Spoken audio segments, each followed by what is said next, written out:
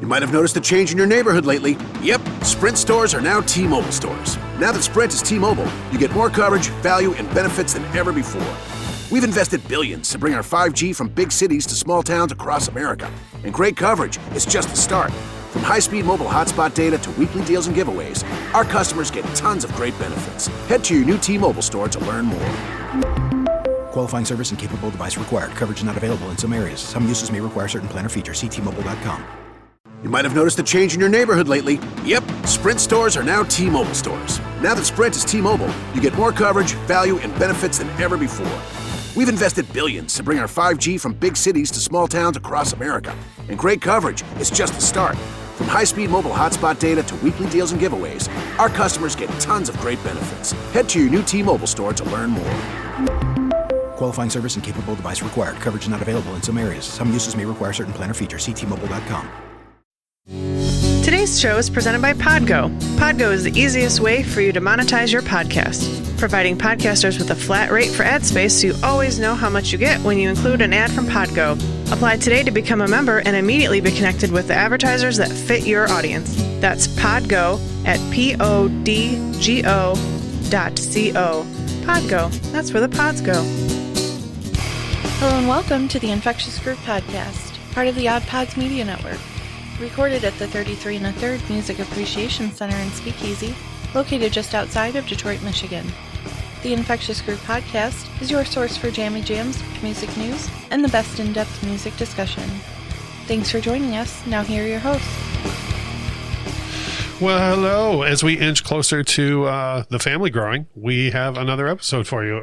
Michelle, any comments on that to share with everyone? No? Babygate 2021. Yeah. No. Is that what you're calling your... Never mind. We already had enough discussion about that area last week, which, as you might imagine, we have some feedback on. My area?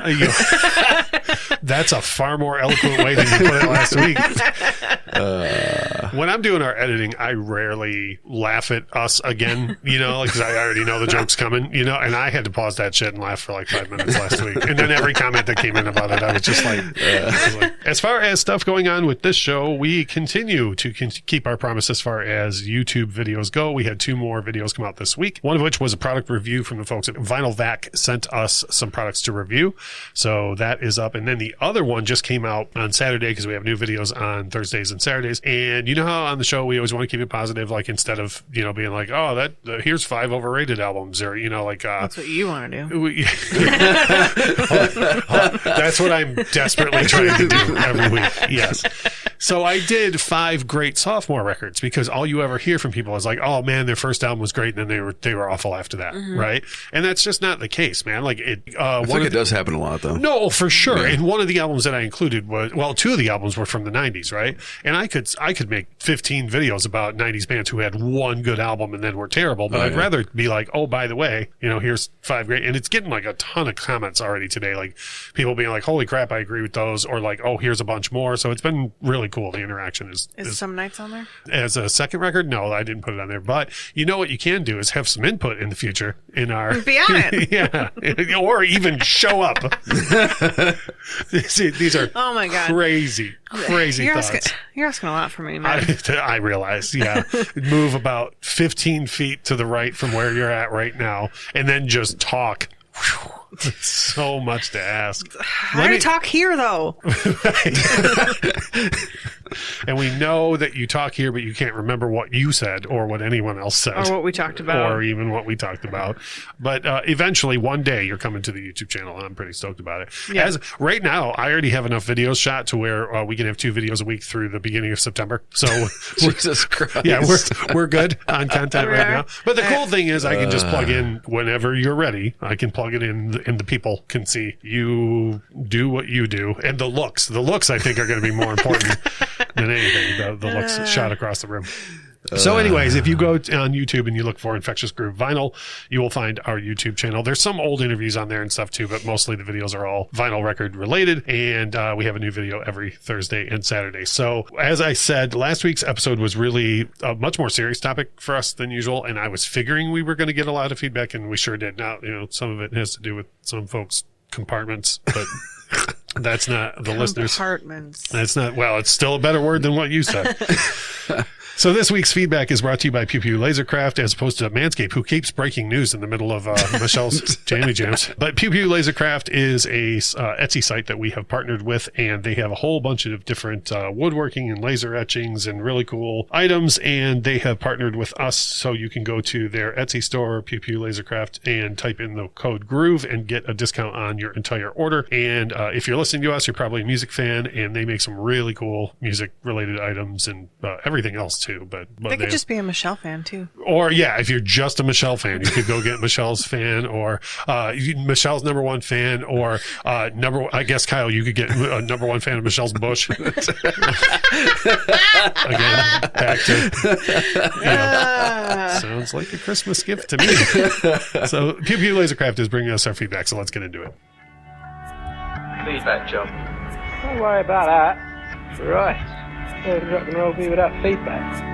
So I know it's hard for you to remember what you said last week, but the very first piece of feedback we got last week was right when the episode premiered, like literally like an hour after the episode was live. The first thing we got was, do you remember your comments when I said that the Violent Femmes were the best thing to come out of Wisconsin? I said, what about cheese? So the very first interaction we got was a tweet at us that said, quote, have you heard of cheese? Oh my God, that made me laugh. You were defensive about it too. The next piece of feedback came in was a gem of mine, a friend of ours that works in the music industry. Remember last week we had a lot of quotes that we were like, we don't want to say exactly who said this, but a person in the music industry, has told us this. They were listening to the episode early on Monday, and the first comment I got back on that was 4 laughing emojis and in quotes blowjob country. And I was like, that's what they call it. It's not my fault. We were on fire last week. We absolutely were. We had another friend in the music industry has a baby name suggestion for you. And at the end of the episode said, this was an excellent episode. Thank you so much for covering such an important topic. I have a name suggestion for the upcoming arrival, Nathan Cornelius. I like Cornelius. It's just a suggestion. But you go by Corn for short. Right. Yeah, obviously with a K. See if they can get him to put the see if you can get backwards K. Yeah, I think the R is backwards. Whatever. Yeah, the R is backwards. We would have to be different. Right. So still more feedback coming in from the music industry. Now, one thing that we labored last week was about how these artists have to tour so much and put themselves through all this because the labels aren't paying any money, right? A person who works in the music industry wrote us this and said, labels can't pay artists because labels don't have the funds. Income from streaming, previously downloads, is a very small fraction of what it was in the days of physical sales. So labels are as screwed as the artists from streaming. In the old days, the label would fund things. And then this is in parentheses, this was merely a 900% loan, as in like the interest rate of 900%. And the artists would tour and sell merch to pay that off. In the new days, the band is on their own budget-wise and fronting expenses and tour and sell merch to pay all of it off. So the whole system is terrible. Yeah. I want to be clear. This is from Chicago Mike from Chicago. Okay. However you identify with Mike. He promoted our episode on his Facebook page, which we love, by the way. If anybody wants to share any of our stuff on your page, it helps us out a great deal. And he said that the return of live music is something all of us are looking forward to. But what about the artists? Take a listen to what Russ, Kyle, and Michelle had to say. It's a great episode and a great conversation about the side of it that many of us don't think about. As someone who's received professional help with when, quote, life gets crazy, this episode hit real close to home. Well done, IGP, which I thought was great. You know, I really like that anybody felt comfortable to talk more about their own issues too, and say, oh wow, I didn't think about that. Right. You know, like we got a lot, as you'll hear through the feedback, we got a lot of like, oh, I didn't think about that, you know, because we didn't either, you know. We had a new listener who goes by the handle of KDiggs74 said, I just caught up to your show with the episode Road to Nowhere. I probably get this one a little bit more because I'm a music snob as well. I really enjoyed hearing you guys talk about everything that you've been listening to. Being able to support mental health is really positive. So that was cool from a new listener. And James Porter always has good feedback. He's got 2 pieces of feedback for us. One's less serious than the other. So I'm just going to go ahead and get the first one, the serious one, out of the way first. Okay. Great episode. Many of the fears discussed applied to everyone who's going back to work, but it's all amplified by their lifestyle, which I agree with. Like a lot of just people going back to the office are probably like, oh, how's this going to work? The difference is what James goes on to say about the lifestyle. I would assume most people that go to work don't have like to drink an entire fifth before they go into the office. Most people, not you, Michelle. not you, Michelle. But there again, though, I bet there are a lot of people that are going to pick up unhealthy habits that they had before, because of what they were dealing with. I think a lot of people have been drinking and working from home, so having to go back to the office and maybe not drink while you're working at work. Right. Yeah. So it might be difficult. I don't know anything about it. James goes on to say, these fears reminded me so much of the Stevie Ray Vaughan book, Texas Flood. He had fears that if he was sober, he would lose his abilities, and the opposite ended up being true. He was at his best after he sobered up. By all accounts, the last year of his life, he played better than ever. I hope that the artists that do what they do felt that they had to do it to get up for a show, come down after the show, read that book, especially the second half. The fact of the matter is that the tours are pretty much the only way to make money in the industry. But yeah, I totally forgot about that. Stevie Ray Vaughan, if you look at the last year of his life, any footage is just stunningly amazing. And the guy was stone cold sober for the first time ever. So yeah, that's a great call out from James for people to look and use somebody as an inspiration who was able to do that. And again, we talked about that during the episode too. We're not saying nobody can do it, but I would say it's rarer. I think Eminem went through something similar. Yeah, when absolutely. He didn't know that he would be able to do the same kind of stuff that he was doing.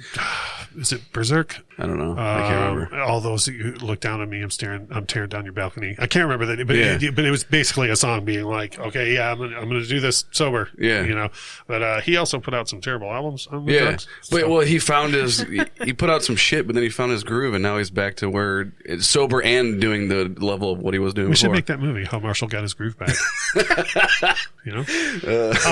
So then that was a really good, poignant remark from James Porter, who then came back to leave the fouling. Also, I will be sending a cleaning bill to Michelle for my dashboard when I spit my beverage all over the inside of my car after her comments following the Manscaped ad. We've made several references to that comment in this episode already. I'm just saying, when's my time, Lord? When's your time for what? For a clean downstairs, for Manscaped. A clean basement. Nick Fowler, who always has good feedback to share as well from the Vinyl Den, said, great and unfortunately extremely important topic. Mental health is something that's still far overlooked in our society, especially when it comes to musicians. Labels have been getting rich off of personal issues of artists and bands since the beginning of the music industry, and they don't really care what happens to them as long as it doesn't affect the label. Couldn't be more true with that. The more tragic the life of the artist, the more publicity they get and the more money the labels rake in. I think going forward, we will see artists doing fewer shows in such a short period of time, at least at the beginning, and doing more of these live streams, shows as a way to supplement their income, which I think we kind of agreed with too. I think our overall thought by the end of the last episode was like, at the beginning at least, there's going to be a lot of talk of like, oh, let's take it easy, and then we'll see what happens with it, The bills don't pay themselves. Right, yeah, absolutely. Listener Smoke, who's not only a listener of our show, but he co-hosts the BTFYW show on the Odd Pods Media Network, and he's also a veteran. So we thank him for his service to the country, and especially on this Memorial Day weekend. But he said, I love the show, but I especially love this one because of the mental health talk. I am so thankful to have the VA counselors that I have, which I'm sure. Personally, I haven't served, and I can't even imagine some of the things they deal with. As a way to wrap up the written feedback, because, oh boy, do we have some voicemails to share. Holy cow. Excellent episode. Insightful, and I'd rather artists stay happy and healthy longer to create more for the planet, says Mike Barkel. Yeah. I just last night, I had a friend over who kept going on about artists who are retiring and might retire because of this. And it was like, I'm not trying to be a jerk, but it was such a selfless conversation. It was just like, well, yeah, but I need entertainment. It's like, or do you want 10 more albums and them to be happy, or do you just really want that tour right now? I feel like they've been trained to give us a false sense of happiness, because as what's happening right now, everyone's like, we're so excited to get back out there and get on the road, and damn well that is not true. Well, and I told you before, there's our friend that works in the music industry has said at least 3 times in the past 3 weeks has said to me, I don't know one person who's in the music industry who's excited to go back out. Yeah. No matter what they're posting on Facebook. Yeah. So we always have a voicemail line, and we always tell everybody we have we love that. I love all the written feedback, but it's cool if you use our voicemail line as well, which is 313-364-9899. Now, I do have to say that I believe now I can make a press statement about this, and we've officially developed our first beef, where you guys got us into it a little bit, and then some more. You were right there. Hold on, we have more voicemails from Seth. Look, I'm gonna play this, and I'm gonna let you guys address it as it happens. Here we go. Hello, this is Seth responding to Kyle's challenge from last week's episode. I heard what you said, and as next time I'm in Detroit, we can settle this via spinoff in the basement of Russ's house. Back to back. I'll play Beyonce, and you can play whatever you want. And then we'll figure out, if we get some, if you're actually a hater of Beyonce, or if maybe you just don't give her enough of a chance. Also, Beyonce's from Texas, so Russ, you are safe, and Michelle, you are right. I just respect Russ more than the rest of you. Well, at least I'm right. Yeah. That's part of what I'm hanging on to. Yeah. Now I'm gonna pause it here. Kyle, would you like to address? Are you interested in a duel? Challenge accepted. Challenge accepted. Oh man. Is this like a white glove slap? This sounds like a pay-per-view event, if you ask me. And then I never in my life have I been more excited by the words "Michelle is right," followed up by because I do respect Russ more. It's my favorite. I'm going to frame that voicemail. I'm going to print out. I only hear the first half. It gets real muffled after that. It's very strange, isn't it? I'm going to print that WAV file out and frame it and give it to you for your birthday. Let's hear the rest of it. You're going to get it tattooed on you. Oh, fuck yeah. And the rest of you. But in all honesty, Beyonce, that I really wanted to say that I appreciated the topic that you covered last week about mental health, because I think that's very important, and I think it's, like you said, not talked about, and I think it's you said a lot of valid things that I wish a lot of more people got to heard. So definitely appreciate that. And I look forward to Michelle popping out her baby so I can finally overthrow her on the podcast and take over her position. So, yeah, have fun with that baby, Michelle. Bye. So wait till the baby gets here. You're going to find yourself out of a job. Oh, God. So, wait, y'all getting paid for this? Right, yeah. Yeah. Isn't the show paying for everything? So, yeah, and again, the second half of that voicemail, obviously far more serious about the mental health, and we were happy to talk about that subject, even though it's unfortunate that we should have to. Yeah. Somebody needs to be talking about it. So my takeaways from that voicemail are: challenge issued by Seth, accepted by Kyle. 100%. Michelle is right, but only about me being more respectful. That's my take. Okay, I have that correct. Okay. And then we have one more voicemail to share, and this one made me laugh as well. Hey, Infectious Groove, this is Josh. I really enjoyed your episode this week. Very eye-opening topic. Really kind of makes you think about everything from when you started listening to music, your last favorite band that you've seen, and how much shit they truly go through. So great for you guys to bring it to light. On another note, I think the highlight for me of the show was Russ stating that Mike Love is a piece of shit. I couldn't agree more. And Love and Mercy is a fantastic movie. Keep doing what you're doing, guys. Thank you very much. Bye. All right, so I want to address this point head on real quick. Okay, because I try and keep the show positive. Here's why I said Mike Love is a piece of shit. because Mike Love is a piece of shit. Yeah. So before you even worry about like how awful he wanted to like redo the same Beach Boys music over and over and like pushed very famously against like Pet Sounds and being creative and whatnot, before you even worry about how terrible he treated. Okay, so a lot of people think of Mike Love and Brian Wilson as Mike Love and Brian Wilson. They're cousins, man. They're family. You know what I mean? So like not just a bandmate, but like a family member. How awfully he treated Brian Wilson like through his whole mental illness and to this day. Before you worry all about that, here's an accurate picture of what a piece of shit Mike Love is. He funded the PMRC. Okay, so if you're sitting on the other side of the table from John Denver, who is speaking up for free speech and artistic ability, you're wrong. So if you lump that all together, what you get is a Mike Love sandwich. We greatly appreciate all that. I just wanted to clarify my comments on Mike Love. I didn't want anybody thinking that I wasn't justified. I think a Mike Love sandwich equates to a shit sandwich. Yeah, which is Rolling Stone's review of Spinal Tap's third album. simply a 2-word review, shit sandwich.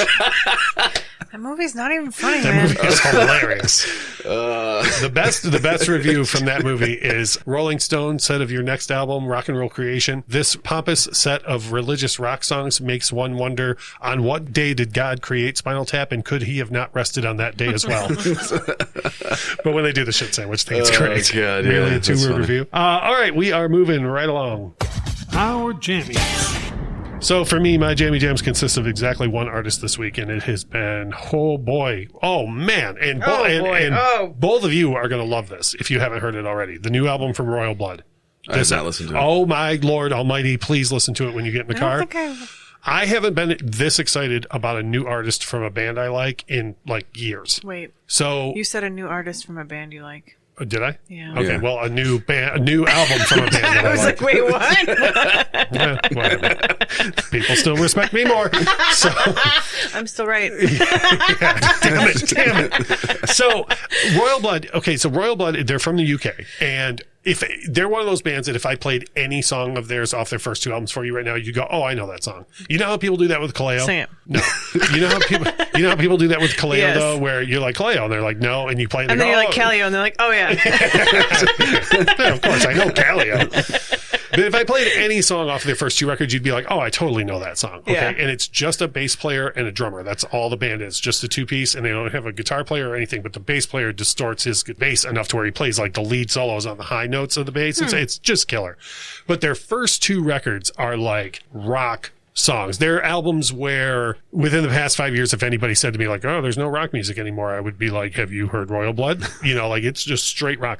This new record I bought sight unseen. Like you guys know, I try not to listen to stuff when it's on streaming until I can listen to it straight through. Threw the needle on it last night, and like this is like a dance rock record. It's 100% different than the first 2 albums. I'm listening. And it is killer. You got the energy alone on this record, you guys will love. There's like songs that are almost disco on it. I mean, it is, let me put it this way. I would imagine everyone but me, because I love when artists evolve, like we've labored that point on the show. Okay. I would imagine everyone but me who loves Royal Blood heard this and was like, what is this shit? And where me, I was like, hell yes, you know, like, let me have more of that. Yeah. So, but I would imagine everyone who gets into them on this record will listen to their old stuff and be like, that's not as poppy and fun. You know what I mean? So it's just a gargantuan album, man. It is just, yeah, I mean, we played it straight through twice last night at different points in the night because it was so good. We just listened to the whole thing front to back. Killer album. And for real, like when you guys leave here, put it on streaming. The new album's called Typhoons. From the word go, you both will be like, I'm in a good mood now because the song is playing. Like, it's just crazy. Because I know when you leave here, typically you're in an awful mood from having had to think. Yeah. Yep. I had to put pants on. Oh my Lord. I keep telling you until we go live on YouTube with these episodes, that's totally optional. Jammy pants, whatever you want to wear. It's fine with us. So going over to you, Kyle, what are your jammy jams? Oh man, there's a lot this week. There's a lot. All right. I don't think I got it. We're running a little long. I'll keep it short and sweet, Okay. but there's a lot. Oh boy. I don't know if I have heightened awareness to the mental health thing now that because we just talked about Probably. it. But I just happened upon an interview that City and Color was doing of like a deep dive into their record sometimes, and he just kind of explains like where the album came from and what it means and yada yada yada. There's a song called "Hello, I'm in Delaware" on the album, which is a Wayne's World reference. Oh yeah. But it's also all about how being on the road sucks. Oh yeah. And I was like, God damn, like it's starting to pop up everywhere. Like that's obviously came out a long time ago, but like now that I'm like thinking about it, it's just everywhere. It's like when you buy a new car and you see all everybody else the same cars everywhere. Everyone else owns this car. Yeah, it's Everyone the same does thing. own my car. No. But yeah, and I just said we're running long, but I'm still going to reference it that you could go to London. You could go to LA. You could go to Delaware. Hi. I'm in Delaware. Great Wayne's World part. And Michelle wouldn't know anything about that. Yeah, She's never seen the movie. Holy cow! The second one's better than the first one. So if you're gonna do one, start there. Wayne recaps the whole first movie in the first 5 minutes of the second one. So just start there. Here's what I'm going to do. Not watch it. Sweet. Okay. Sweet. You know what? Next season, I'm going to make that one of the movies we have to talk about. Watching that YouTube video led me to listen to Sometimes, which is one of my favorite records by City and Color anyways. Right on. But beyond that, J. Cole released a new album called The Offset. season. Which we know Michelle won't like because she shit all over him when we did our Miguel review. So I saw that he had a new album come out, and I was like, well, let me listen to this and see. And then... Not so much. Did you listen to it? Yeah, not the whole thing. Yeah. Okay. This isn't shit on Kyle's Jamie Jams Hour, so... You're the one who brought up that I didn't like J. Cole. I wasn't even going to say anything. You were already mid-sentence before I started talking. J. Cole released the off-season in 5 fire emojis. It's fantastic. Whoa. 5 fire emojis for you, 1 from Michelle equals a 3 from the show. Yes, despite what Michelle says.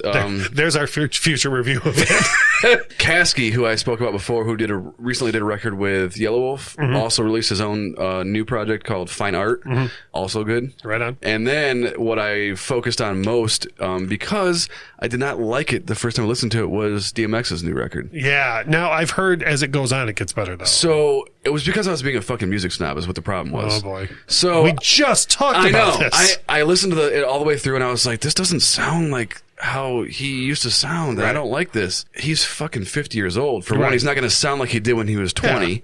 Yeah. So I re-listened to it. I watched an interview with Swiss Beats talking about what went into making it and how they went about everything and yada, yada, yada. And I re-listened to it again, and I was like, okay, this is better than what I thought it was. Yeah. And then I re-listened to it a third time and was like, okay, I like this. What I keep hearing is people say the album gets better as it goes on, which means they might be coming to the same realization you did. Like, I've heard the last 2 tracks are like super deep. And yes, they are. Okay. And also it's different than other DMX records because there's a ton of features on it, and there usually isn't on DMX records. Right. It's very, very feature heavy, and I thought that was the same thing that they did with Pop Smoke's record. Thing, yeah, but it wasn't. This record was completely finished before DMX passed away, which is rad. Yeah.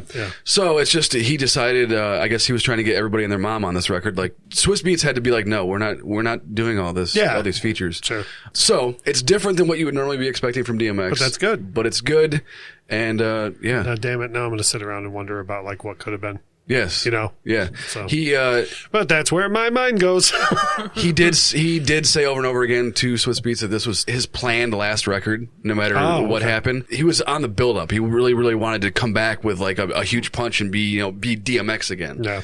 And that kind of makes listening to it sad. Oh, yeah. Yeah. I think overall, though, like the evolution of the artist is good to hear. Yes. And like I said, and I haven't listened to it myself yet, but I've heard people are being like, damn, like there's some deep stuff on here. So. There is, and the album's called Exodus, and if you go and listen to it, don't just judge it on the first time that you listen to it all the way through. Well, put some choice tracks on our Spotify playlist. Yes, I will. Yeah. And that Michelle goes through the trouble of making every Sunday for us. It is trouble. I just want you to know. I'm certain it is. You're not trouble. Hey, speaking of trouble, we don't have any Manscaped news to run during your Jamie Jams, so... Hopefully you won't find a reason to talk about your grooming, but can you do that? Can you share your Jamie Jams without talking about your grooming? How do I work this out? Yeah, how do I work this out in my head? I only have like 1.5 Jamie Jams this week, and they're also throwbacks like they were last week. Can you start with the half? I fell for this before. No, damn it. The last time she had a half, I had her start with the half, and I can't remember now, but there were shenanigans because of the half. So the half is Blue by the Jayhawks. Why is it half? Because, so it's one of those songs that I will forget exists until I die, until I hear it again, and I'm always like, oh, I like that song. And then I will never request it. I will never remember who does that song. And then okay, so that's why it's a half? Yeah. Okay, because that's 50% of recorded music for you. Accurate. Like, I'm pretty sure if you put that song on right now, even though it's my Jamie Jam, I'd be like, I don't know who sings this. Sweet. Well, by all means, tell us about your full Jamie Jam. My full Jamie Jam is just one song that I can't get out of my head this week. Sure. It just following me around is Still the One by Orleans. Oh, yeah. It came up, I was in either a commercial or I heard it on a TV show, and then now I've been purposely being yeah. When I was a kid, that was in a fast food commercial or something. And it ruined it? Well, it's I've told the story on the show before where when I heard Seven Wonders by Fleetwood Mac, that was the first thing I ever heard by them. And I was like, oh, this is a new band, Fleetwood Mac. And so when I heard that, and then years later when I heard the Orleans song, I was like, that's that song from that fast food commercial. No. It's that song that ended up being in the fast food commercial. So the band's Orleans. So would you say it's by the Orleans, or is it just by Orleans? I'm actually curious. We should contact them and see what their preferred. Does it say the Orleans? No, but I feel like if we say still the one by Orleans, it sounds, because you want to put the there. No, there's you got to drop the right? It depends on how it. Sounds like somebody's brewing up next week's topic. God, sit here and talk for a half hour about whether you should say the before bands or not. Holy cow. Okay, so that was all 1.5 Jammy Jams? That was all 1.5 Jammy Jams. Fantastic. And I didn't mean to cut you off, Kyle. Was that like the basis overall? Yeah. Okay. It was very, very rap heavy, but... Well, that's different for you. We are going to take a quick break, and when we come back, the second half of the show is devoted to a album review. This time, we're going to do Michael Jackson's 2001 album, Invincible. You're listening to the Infectious Group podcast on the Odd Pods Media Network. We will be right back. Y'all ready for this? Who's got the cheese? I want a burger. I want a hot dog. I want zucchini. I want a veggie dog. I want ice cream. I want ice cream cake. I want sauce. We're on fire. My drink's not cold. We're out of ice. We're hungry. I want Summer spaghetti. barbecues can be pretty hectic. Burgers are ready. Eat up, guys. This is actually good, Dad. But we know there's magic in all those hungry kids and really, really well-done burgers. Magic every day, all summer long. Heinz. You might have noticed a change in your neighborhood lately. Yep, Sprint stores are now T-Mobile stores. Now that Sprint is T-Mobile, you get more coverage, value, and benefits than ever before. We've invested billions to bring our 5G from big cities to small towns across America. And great coverage is just the start. From high-speed mobile hotspot data to weekly deals and giveaways, our customers get tons of great benefits. Head to your new T-Mobile store to learn more. Qualifying service and capable device required. Coverage not available in some areas. Some uses may require certain plan or features. See T-Mobile.com. You might have noticed a change in your neighborhood lately. Yep, Sprint stores are now T-Mobile stores. Now that Sprint is T-Mobile, you get more coverage, value, and benefits than ever before. We've invested billions to bring our 5G from big cities to small towns across America. And great coverage is just the start. From high-speed mobile hotspot data to weekly deals and giveaways, our customers get tons of great benefits. Head to your new T-Mobile store to learn more. Qualifying service and capable device required. Coverage not available in some areas. Some uses may require certain plan or features. See T-Mobile.com. I'm Midnight Agent Raw. And I'm Okami. We are the Super Media Bros Podcast. And each week, we give a comedic take on all forms of entertainment, such as movies, music, video games, television, and much more. So put your shades on and listen to us on Apple Podcasts, Spotify, or wherever you listen to your podcasts. Shades on. We're off. Welcome to Geek Exploration, the podcast. I'm John Williams. And I'm Ben Robinson. Do you like time travel? Movies. Video games? Comics. Sci-fi? Cartoons. Or how about action figures? Well, so do we. Every episode, we pick a topic from the geekosphere and have a little chat about it. So if you've been waiting for a groundbreaking podcast that does all of this and more, you might have what it takes to be a Geek Explorer. Come join us every other Tuesday for a fresh installment of Geek Exploration, the podcast. You can find us at geeksplorationpodcast.com or any reputable podcatcher. Likely a few unreputable. Angie's List is now Angie. Whether you need help with routine maintenance or you're planning your dream renovation, Angie connects you with top local pros who can get the job done right. See reviews, compare quotes, and book hundreds of projects. Plus, when you book and pay through Angie, we'll cover your project up to the full purchase price, plus limited damage protection with our Happiness Guarantee. Check out Angie.com, and for more on the Happiness Guarantee, go to Angie.com/happiness-guarantee.htm.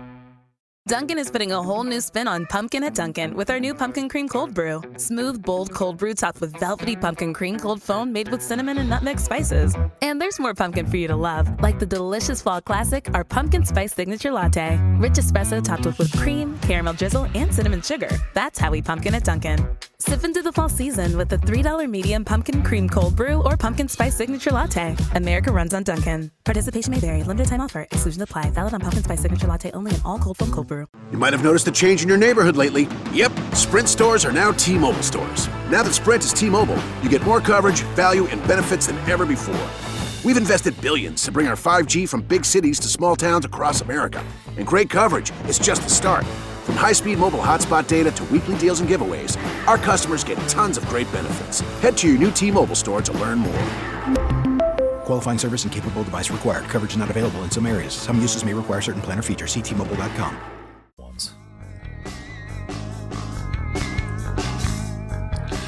We are back, and it's Russ, Kyle, and Michelle on the Infectious Groove Podcast. If you're new to the show, by the way, you can go to infectiousgroovepodcast.com and find out pretty much everything you need to know about the show there. Our socials, Instagram and Facebook are pretty active, and then we're extremely active on Twitter. Michelle tweets, 10, 15 times a day. You know, I don't know that I actually logged into Twitter on my new phone. Oh, that's a giant surprise. So if you go to infectiousgroovepodcast.com, you can follow us on all the socials and so on and so forth. For Twitter followers, we do retweet a ton of other podcasts. We're just trying to do our part to help out in the podcast community and promote other shows because they help us out so much. But if you just turn off retweets, like you'll see the actual tweets that we make, you know? That's a thing. Yeah. Oh, yeah, absolutely.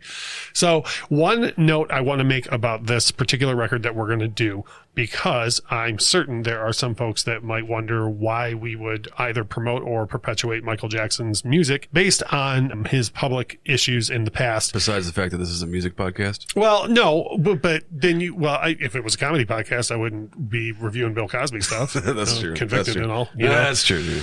So we just want to say a couple of things ahead of time, and I am going to try and make this brief. The three of us, and I checked ahead of time to make sure we're all on the same page about this. I am speaking for the three of us. The three of us firmly believe that Michael Jackson is an innocent person and that the extortion that happened to him in 1993 and the accounts that were brought against him in 2003, which he was found innocent on all charges, are false. So we don't have any issue promoting, perpetuating, and talking about his music. If you are interested in finding out more, me personally, I find that the more research you do on Michael Jackson, the more innocent he gets. And by research, I mean actual research, not like reading half an article or someone's opinion or the work of fiction that HBO produced a couple of years ago.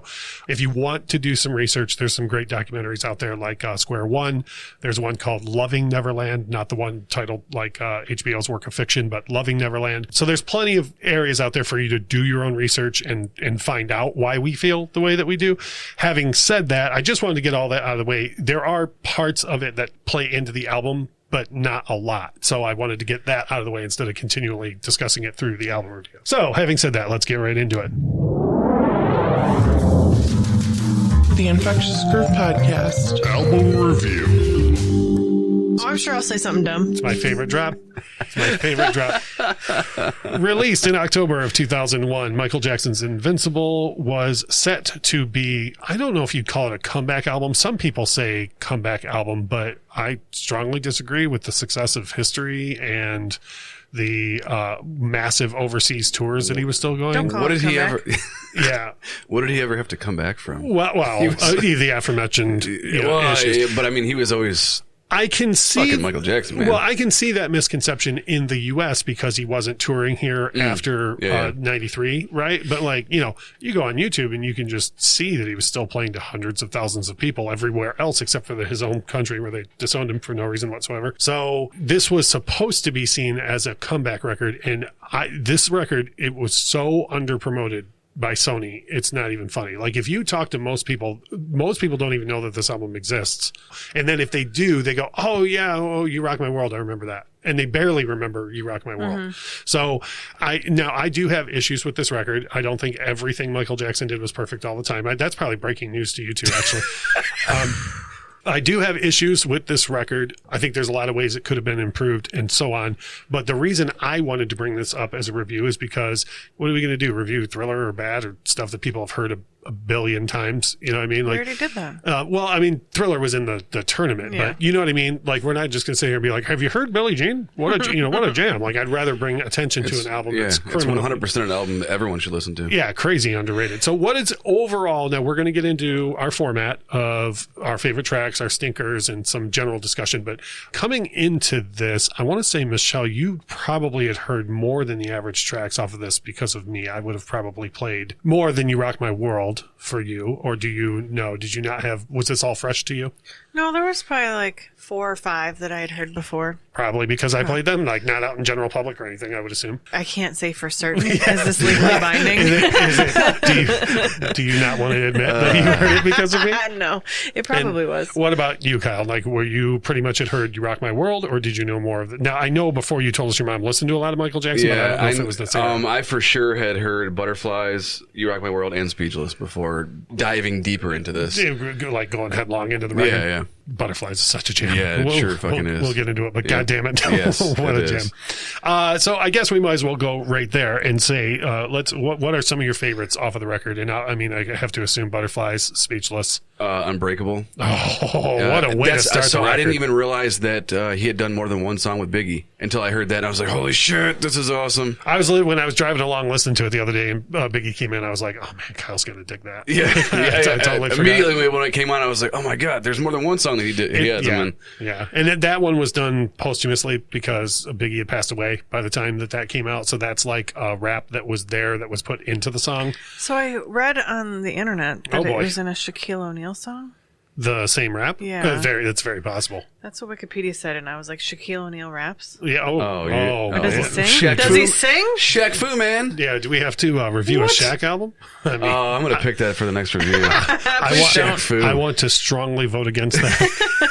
So, anyways, Unbreakable, we mentioned Butterflies. What other favorites? You Rock My World, obviously. Jam. The Chris Tucker thing in that is hilarious. That's very good. Yeah. I also dig Threatened as well. Oh, yeah. It just... What a banger to close the record. Yes, with, I actually wrote that in my notes. This is a great way, both with Unbreakable, a great way to open the record, and then Threatened, a great way to close the record. Right on. But I find myself liking Angry MJ. For sure. My God, that's why I love History so much. History. That dude is mad. Yes. Yeah, and so Unbreakable is in my favorites as well. And to me, one thing I love about Unbreakable. Now, I have major issues with the sequencing of this album as a whole. Yes, but me too. I love Unbreakable as an opener, and the reason why is because Unbreakable comes off as a exclamation point to the History album. Literally, if you just listen to the lyrics on the surface, it's him being like, "Nice try." Yeah. I'm still here, and go fuck yourself. But also, I find along that same line, I feel that if you are expecting the rest of the record to sound like